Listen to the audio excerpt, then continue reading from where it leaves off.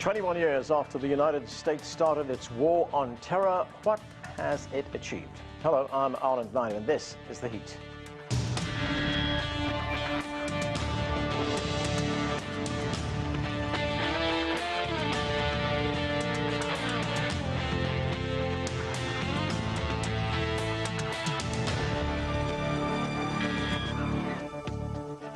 This Sunday, September 11th, marks 21 years since the most devastating terror attack on U.S. soil.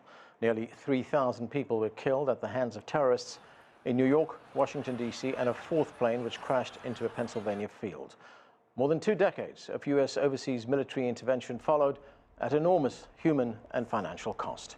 Owen Fairclough looks at the numbers.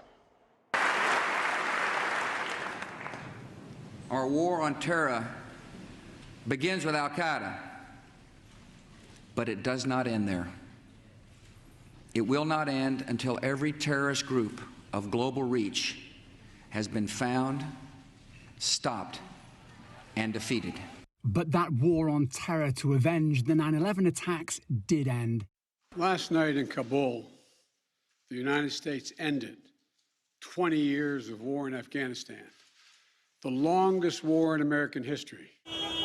The chaotic withdrawal was a humiliating conclusion to a period that took US military forces and contractors beyond Afghanistan to Iraq, Pakistan, Syria and Yemen to root out Islamic terror. Brown University estimates this war on terror period claimed up to 929,000 lives worldwide, while the US devoted $5.8 trillion on war spending, with $2.2 trillion dedicated to veterans' care until 2050. That's $8 trillion, the White House estimating that the war spending alone equated to up to $300 million per day.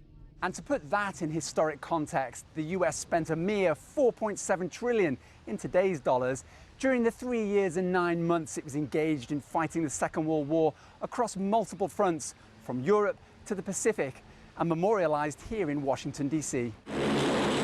During that withdrawal from Afghanistan, President Biden attempted to quantify the expenditure.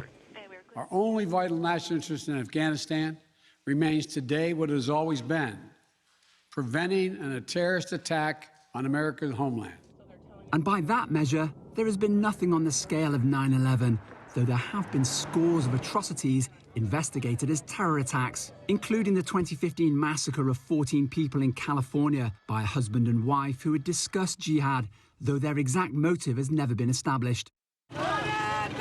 And a Pew Research poll found most Americans think the ruling Taliban in Afghanistan represent a threat to the US, though Biden thinks this lies elsewhere.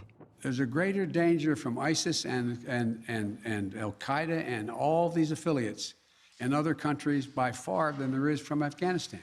As the debate over the merits of 20 years of US overseas conflict continues, commemorating it is also proving exorbitant. The cost of a proposed global war on terror monument to be built in the same vicinity as memorials to other US wars in Korea and Vietnam has reportedly doubled to $100 million, partly due to the inflation crisis. Owen Fairclough, CGTN, Washington. To discuss the impact of the U.S. war on terror, let's bring in our panelists here in Washington, D.C. Eland is a senior fellow and director of the Center on Peace and Liberty at the Independent Institute. Also in D.C., Becker is the executive director of the Answer Coalition. And from McLean in Virginia, John Sitilides is a geopolitical strategist at Trilogy Advisors.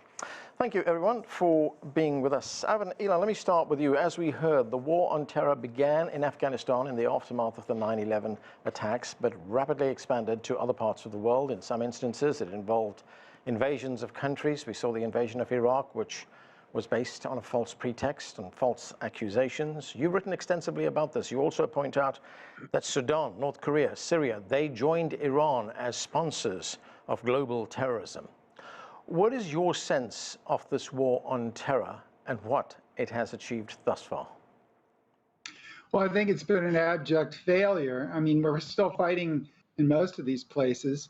Afghanistan is the exception, I think, but we're still doing a lot of shadow wars in various countries. And we're not the only one. France is also doing it, but they had to pull out of Mali because their mission failed, and I would say that the U.S. mission in all these places has failed. The problem is it's not just a war on terror, but it's also a war of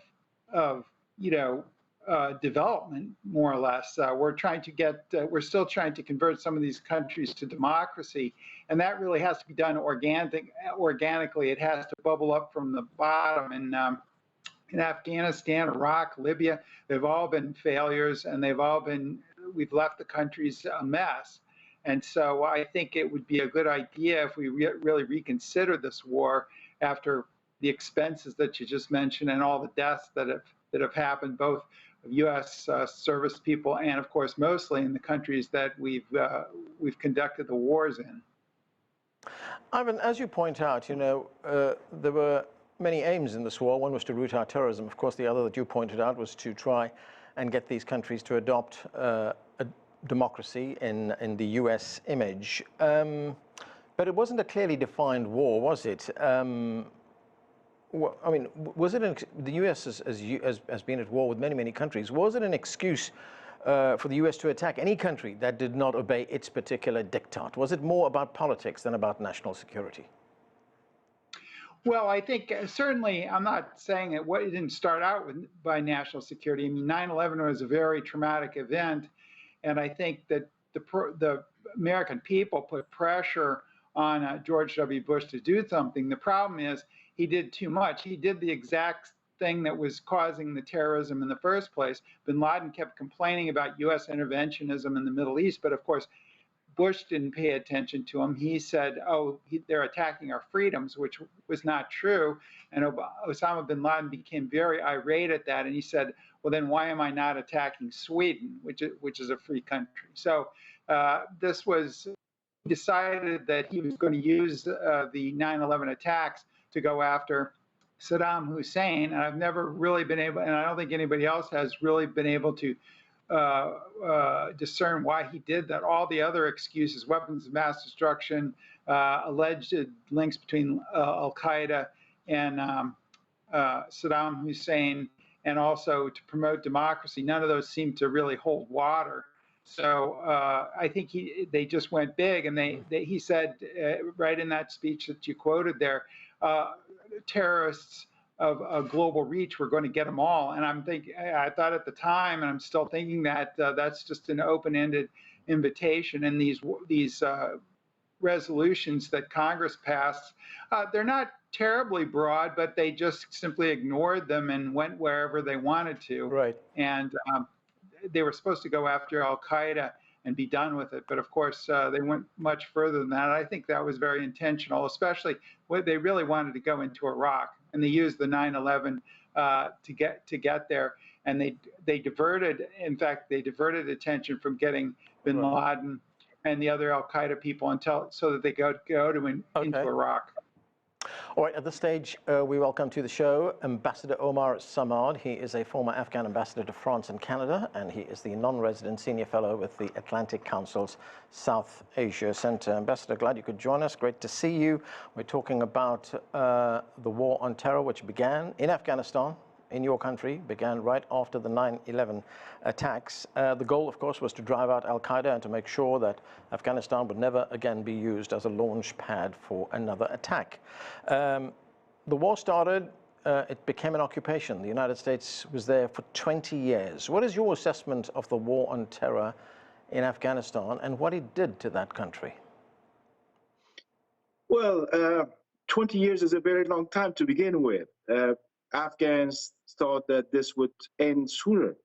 Unfortunately, for a variety of reasons, the war that focused on Afghanistan expanded, as your other guest alluded to, and became not just a war on one particular group, but it became a war waged in several countries, uprooting millions of people, killing hundreds of thousands, unfortunately.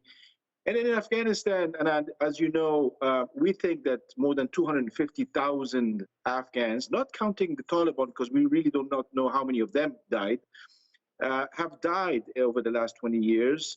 At least 1.5 million have been displaced. as a result of this war. Obviously, millions came back to Afghanistan. They thought that peace and stability was now part of the normal situation in Afghanistan. And the United States and others were helping. A lot of money was spent, 2.3 trillion according to Brown University. Some people say 1 trillion just on Afghanistan. We do know that the numbers hover over 200 billion for just the Afghan government to rebuild itself. A major nation building, state building endeavor. Many people made a lot of money. A lot of money was lost or maybe wasted in so many different ways. And at the end, it became a house of cards. It all crumbled. Unfortunately, the Afghan army, after sustaining 70,000 deaths under Ashraf Ghani, couldn't do it anymore because the system that was set up was not the right system. Right. The infrastructure was not the right infrastructure. The institutions were not the right institutions. So overall, we tried to do a lot of good, and we helped a lot of people. We spent a lot of money. A lot of people died, and eventually the Taliban came back. John Sitilides, what are your thoughts on the war on terror 21 years after the 9/11 attacks? Anand, it's very important that we conduct very accurate and thorough assessments of what has worked and what has not worked over the past 20 years. I'd like to add a little bit of context to the initiation of the war on terror, because we not only had an act of catastrophic terrorism that murdered 3,000 Americans that fateful day, but we also had intelligence, and actually Osama bin Laden publicly announced in 1998 that al-Qaeda would be actively seeking nuclear weapons and chemical and biological weapons if it could attain them and convert them into weapons. So we were very concerned about other possible mass catastrophic terror attacks against not only the United States. Keep in mind, this was really still in the unipolar moment after the collapse of the Soviet Union. China had not risen to the level that it has today, neither had Russia, and so the United States took it upon itself to also protect its European allies, because in the years after the 9/11 attacks, we had mass attacks in London, in Madrid, in Istanbul. So we had a number of very vulnerable countries to this kind of radical Islamist terrorism. So it was with that in mind that the United States undertook the war. But as your guests are mentioning, I think correctly to the extent that they're focused on the transformation of a war on terror into nation-building exercises and the interventionist idea that we could basically export Western values and institutions to countries and societies that utterly rejected these values and institutions. And that was a great mistake, I think, looking back. I think it'll also clarify the policy debate in Washington about any potential conflicts in which we may become involved, so that A, we have clear strategic objectives, and B, much clearer exit strategies so the American people and our allies know what it is exactly we seek to achieve, how we seek to achieve it, and how to declare an end to hostilities. Brian Becker, when United States leaders are questioned about the war on terror, how it's being conducted, what it's achieved, they're very quick to point out that since the 9/11 attacks 21 years ago, there has not been an attack of that magnitude in the United States, and therefore the war has been a success. I'd say that the war on terror has been a cynical pretext used by the United States to carry out wars and occupations against other governments and trying to topple other governments in violation of the UN Charter. It's become a banner rather than an actual war. The UN Charter says the use of force or violence against another member nation of the UN can only be justified on the circumstance of imminent self-defense. And here you have the United States invaded Iraq. The United States knew absolutely that Iraq had nothing to do with September 11th. The Lancet Medical Journal, as of 2010, said that as many as 1 million Iraqis had died who would not have otherwise died.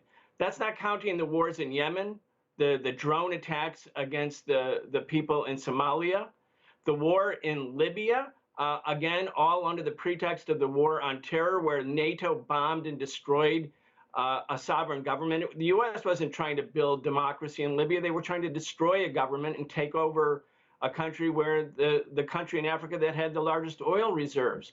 I mean, this has been an unmitigated disaster for people all around the world. The U.S. Assumed that it had the right to torture and set up black torture sites, hidden sites all around the world. Guantanamo today is still open.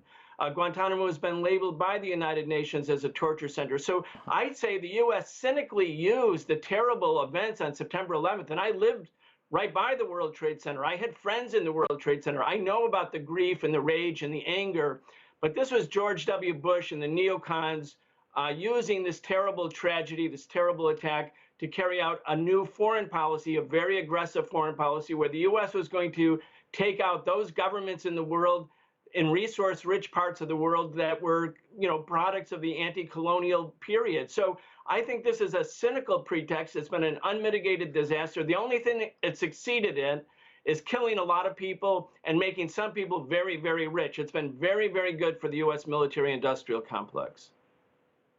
Ivan, you reminded us of something interesting a moment ago when you said that George Bush had been telling us that this was an attack on freedom. If we look at the impact that the war on terror has had on the United States and its values, I mean, in the aftermath of 9/11, we saw the Patriot Act, we saw secret FISA courts, we saw mass surveillance by the National Security Agency. Brian just mentioned torture, black sites around the world, Guantanamo Bay.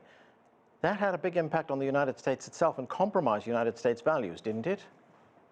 Yes, and this is not the first time that this has happened. These long wars like the Cold War or the War on Terror are harder on our American Republic than shorter wars, because shorter wars, usually civil liberties take a hit, but then they ease up after the war is over. The problem with these wars, like Cold War, War on Terror, is they just go on forever. As we're pointing out here, 20 years, and what do we got for it? And that is the worst part of the whole thing. I think it's even worse.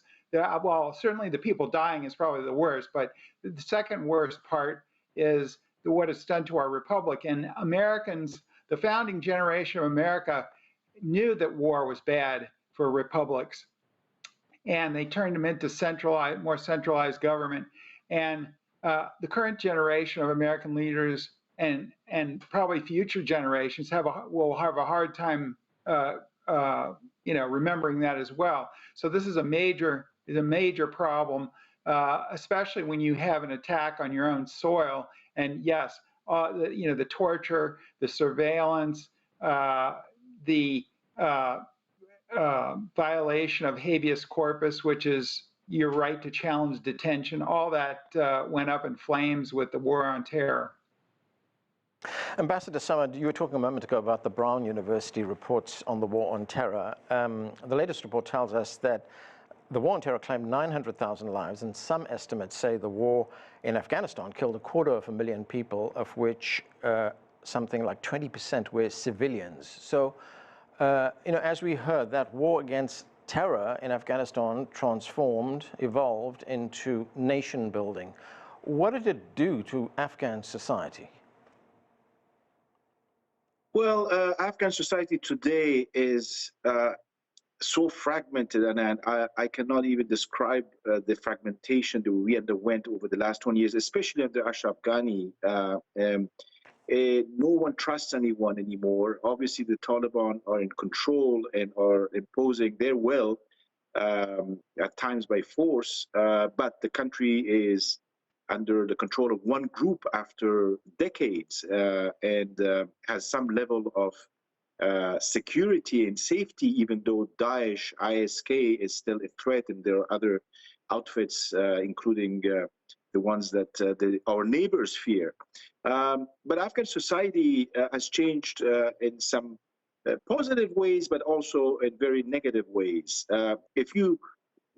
Tens of thousands of people may have benefited from trillions of dollars that were spent, but this is a country of almost 40 million people. The rest still live under the line of poverty. Today, more than 95% of Afghans earn less than $2 a day, and as you know, the economic situation is really bad.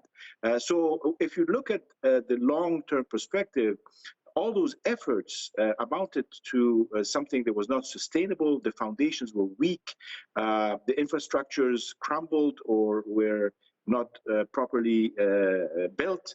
And there are a lot of lessons, and I always talk about the lessons that we need to learn from the last 20 years, Afghanistan being a prime example, and so many other hotspots that unfortunately flared up during these past 20 years, and so many people who were hurt by it. At the end of the day, if it's about counterterrorism, obviously there are still people saying we need to go back to Afghanistan, we need to finish the job, or there's still a threat. I think that the appetite for war doesn't exist. The Afghans do not want war anymore. They want a peaceful settlement, which didn't occur as a result of the fleeing of the ex-president at the last minute. But at the same time, I think that it has split the world into, again, East-West, and we see Ukraine emerging as a major hotspot again. Overall, I think Afghanistan continues to suffer, and the end result wasn't what we expected. Right. Just one quick point, Ambassador, when we talk about counterterrorism. When we look at the number of civilians who have been killed in Afghanistan, did this war on terror in Afghanistan have perhaps the unintentional effect of actually making that threat even bigger? It perhaps radicalized many, many people in Afghanistan, especially the young people. Remember that the initial threat, and I was one of those in Washington before 9/11, warning about the fact that we need to do something about Afghanistan before it hits us. Yeah. But nobody was really listening. But remember, the threat was not an Afghan threat. It wasn't, even the Taliban who were ruling at the time didn't know about it from all the documents we have. It was an outfit like Al-Qaeda that had found space in Afghanistan. Okay. So what we need to do today is prevent that from happening again, and we need to engage all the sides to make sure that that doesn't happen, including the neighborhood and countries around Afghanistan. Okay, John Sitilides, President Biden talked about war on terror during his last address at the United Nations General Assembly. Let's listen to part of what he had to say. U.S. military power must be our tool of last resort, not our first. And should not be used as an answer to every problem we see around the world. So there we hear the President John saying that U.S. military power should be the last resort. But according to that Brown University report, the United States is currently conducting military operations as part of its war on terror in something like 80 countries. So in view of that, what do you make of the President's statement? I don't know anything about this Brown University study and how accurate its assessments and determinations are. The United States does enjoy basing rights in dozens of countries around the world. These are governments that welcome the United States to help provide domestic security and to provide assistance and training for their military forces so they can defend their sovereignty either against internal threats such as terrorism or external threats. So that handles that matter. But I think also, Anand, what would be an interesting area to explore, and one of the great things about living in a liberal democracy is we get to have these open discussions and debates from all sides and all perspectives, honestly and sometimes painfully, about what's taken place so we avoid these errors in the future. And one area where perhaps the great powers that are now caught up in a rivalry that will likely dominate the international landscape in the years ahead as we close out 20 years of a so-called war on terrorism and transition to great power rivalries, is to see where the U.S. and Russia could have worked more closely together to deal with the radical Islamist threat from the underbelly, from Central Asia, and even the U.S. and China with the East Turkmenistan terrorists that have caused the Beijing regime to enact these policies that are causing so much consternation in Xinjiang. So I think there are areas where we can learn lessons from an American perspective and also an international cooperation perspective, and it's unfortunate we're not moving in that direction. Okay, Brian Becker, if we look at a graph of military spending since 1990, this is well before the 9/11 attacks, it was high but pretty flat at that time. Then it shoots up in 2001. It is now almost 3 times as high as it was in 2001. But if we look at the response to that growing military expenditure, there is really a murmur, really a protest from the American public, from the people who cast votes for the government. And this is a country where, need I remind you, that there are 40 million people who go to bed hungry every night. There are millions of people who have no health care. There's almost 500,000 people who have no homes, who are totally homeless. Why has there been no concern? Why hasn't this been a bigger debate in the country, this level of military expenditure? Yeah, to me, that is the paramount question. Why no debate? Why have we adopted, for instance, major power conflict as if we're preparing now for World War III without an active debate about that inside of Congress, when obviously the desire by the Pentagon and by policymakers and members of Congress to achieve military primacy or supremacy over America's so-called adversaries or foes, particularly China and Russia. How could this be without a debate? And I think the explanation is there is no debate within the U.S. mainstream media. It's not tolerated. I mean, people like myself, I was one of the leaders of the anti-war movement in the Iraq War.